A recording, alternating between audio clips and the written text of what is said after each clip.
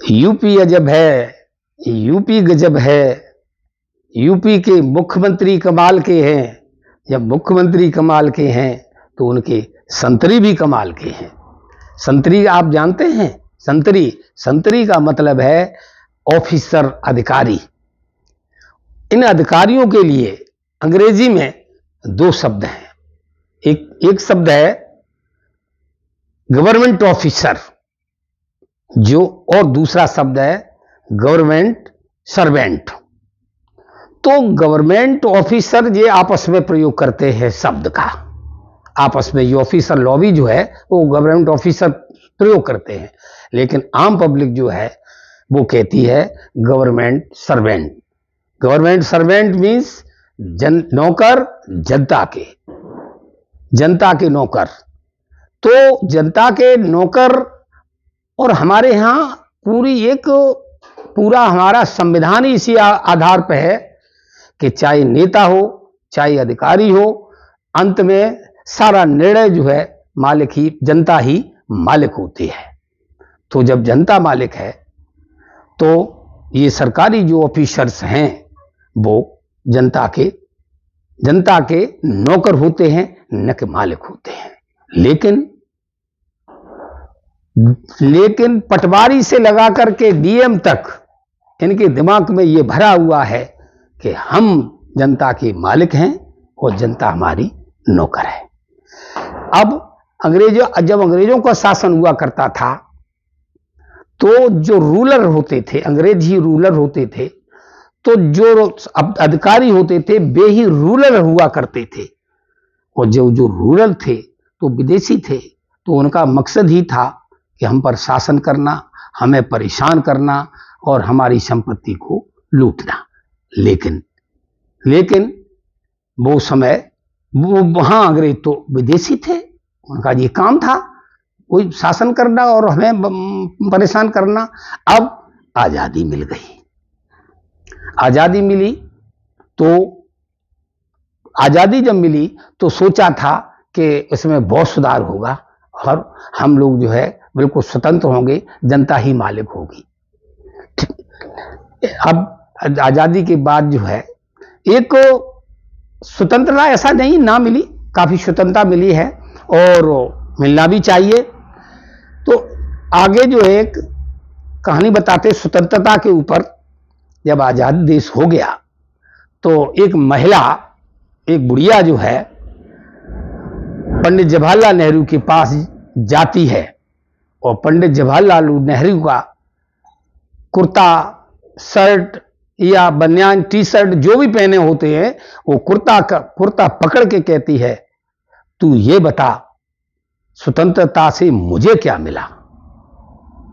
नेहरू मुस्कुरा देते हैं पंडित जी, और पंडित जी कहते हैं कि माता जी, स्वतंत्रता से तुम्हें यह मिला कि तुम देश के प्रधानमंत्री का कॉलर पकड़ सकती हो और कॉलर पकड़ भी रही हो। तो ये मिला, और यही होना चाहिए था। जो पंडित जी कह रहे हैं वही रिश्ता पब्लिक में और नेताओं में और पब्लिक में और अधिकारियों में यही होना था और ये होना भी चाहिए था। लेकिन सरकार इन अधिकारियों को मोटी मोटी तनख्वाह देती है, नौकर चाकर देती है, बंगले देती है, गाड़ियां देती है, सुविधाएं देती है। ये सुविधाएं क्यों देती है आप लोग भी जानते हैं, न जानते तो मैं बताता हूं पत्रकार होने के नाते। वो इसलिए सुविधा देते हैं कि आपकी वो है सेवा कर सके, इसलिए उनको जी गाड़ी घोड़ा, मोटी तनख्वाह और सुख सुविधाएं और इसके अलावा भी सिक्योरिटी भी नहीं मिलती है। तो आज जो है हमारे देश के जो अधिकारी हैं वो अधिकारी नहीं है, जनता के सेवक हैं और सेवा भाव इनका धर्म होना चाहिए। मगर ऐसा नहीं है। ऐसा क्यों नहीं है कि अब हम आपको एक कहानी, जो कहानी नहीं सच्ची घटना बताते हैं, और वो सच्ची घटना है मैनपुरी की, उत्तर प्रदेश की जो है मैनपुरी की है, जिला मैनपुरी की। इसमें मैनपुरी में एक जगह पड़ती है किसनी। किसनी में जो है जिलाधिकारी रंजन राय अपना समाधान दिवस लगाते हैं।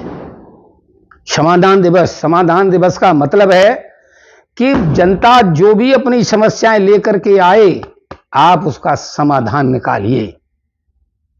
इसी तरह से उस किसनी गांव की, पड़ोसी गांव की जो है राधा और उसकी बेटी जो है आती है, अपनी समस्या लेकर के आती है और समस्या लेकर के आती हैं। और राधा जो है वो विधवा स्त्री, उनके पति का देहांत हो गया होता है। जब जो विधवा स्त्री होती है तो एक सारे लोगों की सहानुभूति, हमारे गांव में, समाज में, नगर में एक सहानुभूति जाती है कि चलो विधवा है, इसका काम होना चाहिए। लेकिन हमारे अधिकारियों ने उस महिला के विधवापन का भी सम्मान नहीं किया और क्या किया वो मैं आपको बताते हैं। अब वो अपनी एप्लीकेशन देती है कि साहब मैं विधवा महिला हूं, ये मेरी 17-16 साल की बेटी भी है आपके साथ, मेरे साथ आई है और मैं मोहताज हूं, दाने दाने के लिए मोहताज हूं, मेरे पास कुछ नहीं है और जो मेरी जमीन है उस पर जो है फला लोगों ने हमारी जमीन पर कब्जा कर लिया है। वो कब्जा की शिकायत करने आई और रोती है, हाथ जोड़ती है, गिड़गिड़ाती है और कहती है कि साहब इस तहसील दिवस के अलावा भी मैं कई तहसील दिवसों में यही प्रार्थना पत्र दे चुकी हूं, लेकिन मेरे साथ मुझे न्याय नहीं मिलता है। एक बार पटवारी लोग हमारा खेत नापने गए थे, तब मेरा खेत जो है पड़ोसी वाले खेत में एक जिसका गाटा संख्या 108 हुआ करती है और इस महिला का गाटा संख्या 105 है, तो 8 में उसका खेत इन्होंने लेखपालों लोगों ने निकाला था। पर उस 108 वाले ने जो है पुनः खेत नपवाया और जहां तक उसको बताया गया था उन्होंने पुनः उसी जगह तक उस आदमी ने फिर कब्जा कर लिया है, दोबारा कब्जा कर लिया है। तो वो ये शिकायत लेकर के जाती है। जब वो शिकायत कर रही होती है महिला जिलाधिकारी से, उसी वक्त जो लेखपाल है ना, वो लेखपाल लोग जो है उस महिला को घेर लेते हैं और उसे उस पूरी बात भी नहीं कहने देते हैं और गलती उस महिला की बताते हैं। इस बात को लेकर के जो महिला, जो सच्चा होता है ना, जो सीधा इंसान होता है, जो सच्चा होता है, जो गरीब होता है, और जब उसकी नहीं सुनी जाती है तो उसे गुस्सा भी आ जाती है और वो उस महिला को और उसकी बेटी को गुस्सा आ जाती है और उस गुस्से में जो है महिला और उसकी बेटी वो चिल्ला चिल्ला के कहने लगती है, अब तूती आवाज, थोड़ी ऊंची आवाज में कहती है, अरे ये सब बेईमान हैं, मेरी कोई सुनता नहीं है, सबने पैसा ले रखा है और मेरी कोई कैसे सुनेगा।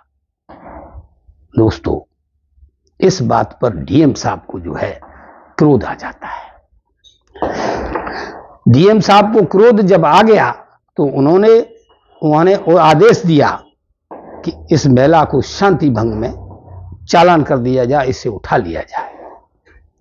क्या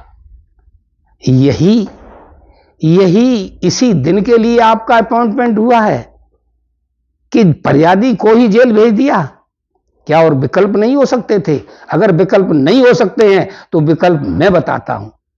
विकल्प यह था, उस फरियादी की बात सुननी चाहिए थी, जो पटवारी बोल रहे थे उन्हें रोक देना चाहिए था।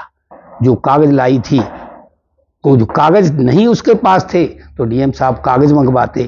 क्यों कि डीएम साहब भी एक अधिकारी है, उसे ये नहीं पता होता है खेत, कोई ऐसा तो है नहीं कि उन्हें पता हो जाए कि फला खेत में फला का खेत निकलता है, तो उन्हें कागज मंगवाना चाहिए था।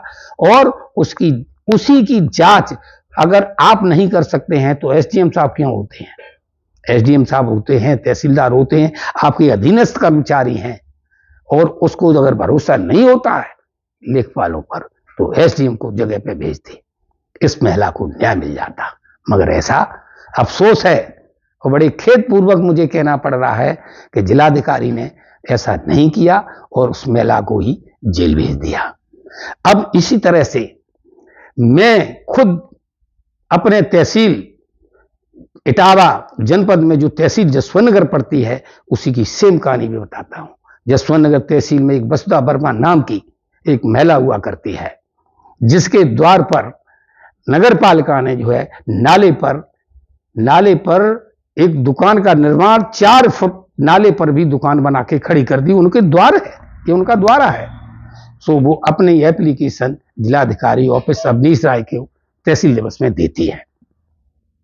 और देने के साथ ये कहती है अगर मुझे न्याय नहीं मिला, क्यों, मैं 20 बार दे चुकी हूं ये प्रार्थना पत्र ऐसे, और मेरी कोई सुनाई नहीं होती है। मेरे द्वार पर कागज, जो दोना समोसा मिठाई जो बेचता है दुकानदार, उसकी गंदगी मेरे द्वार पर होती है। लोग मेरे द्वार पर शराब पीते आकर के गाली गलौज बकते हैं। उन्होंने भी शिकायत की। तो तहसील के आला अधिकारी, इसमें नेहा सचान नायब तहसीलदार हैं, अपने अधीनस्थ कर्मचारियों के साथ, लेखपालों के साथ वगैरह वगैरह नगर पालिका कर्मचारियों के साथ आती हैं, शिकायत सुनती हैं, और बिना निस्तारण के, बिना चुंगी के जो नाले पे बनी है एप्लीकेशन, उसको हटाने की दी गई थी कि चुंगी जो नाले पे बनी है उसको हटा दिया जाए। अगर तुम्हारे पास हटाने की पावर नहीं है तो फिर ईओ साहब को बुलाया जा सकता है।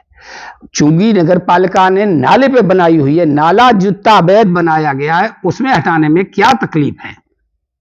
फिर लीपापोती करके जो है और उसकी फाइल बंद कर दी जाती है, समस्या का समाधान कर दिया जाता है।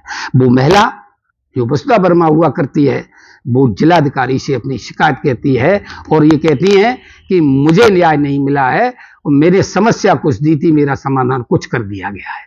तो जिलाधिकारी उन कागजों की पड़ताल करते हैं। लास्ट पर अवनीश राय जी भी जो हैं जिलाधिकारी, वो जो है उस महिला को कोर्ट में जाने की सलाह देते हैं। दोस्तों, एक अवैध निर्माण जो चुंगी नाले पर किया गया है और समाधान जिलाधिकारी ने कोर्ट, हाई कोर्ट में जाकर के कराने की बात कह दी है। ये तहसील समाधान दिवस है या व्यवधान दिवस है? तो आज की कहानी आपको कैसी लगी मुझे कमेंट करके जरूर बताइएगा। नमस्कार, धन्यवाद।